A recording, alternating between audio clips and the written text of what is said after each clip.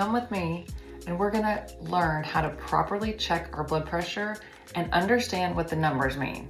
And stay tuned because we're going to outline the warning signs of heart attack and stroke, and we'll discuss some practical preventative measures.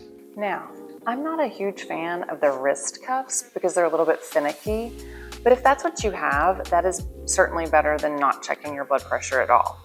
There are many great upper arm cuffs out there.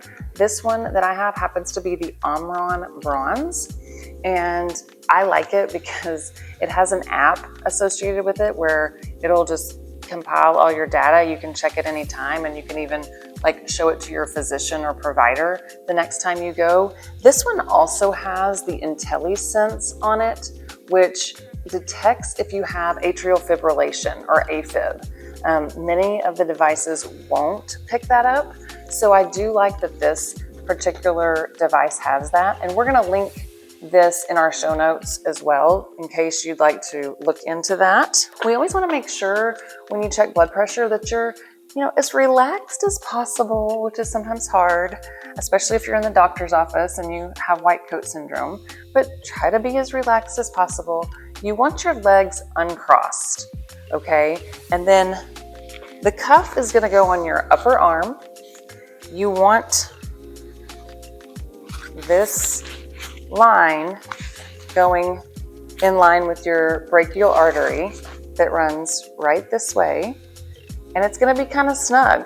It's going to fit kind of snugly. And then the very difficult part of this for me is no talking.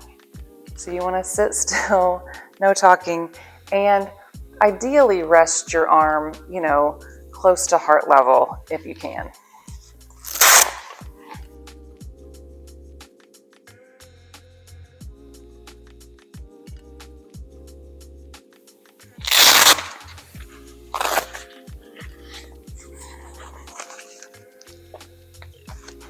All right, so we have our top number, which is the systolic, and the bottom number, which is the diastolic pressure.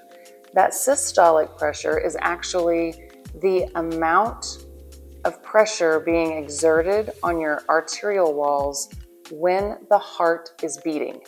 And then your diastolic number is the amount of pressure being exerted against your artery walls between the beats. So that is sometimes a little bit interesting for people to know.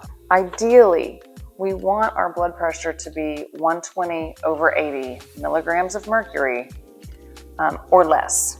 For each 5-point rise in blood pressure, it increases your risk of death by 10%. I must include that we can certainly have blood pressure that's too low. And maybe someday I'll share my hypotensive experiences with you. But generally, we are seeing a population with far too high of blood pressure.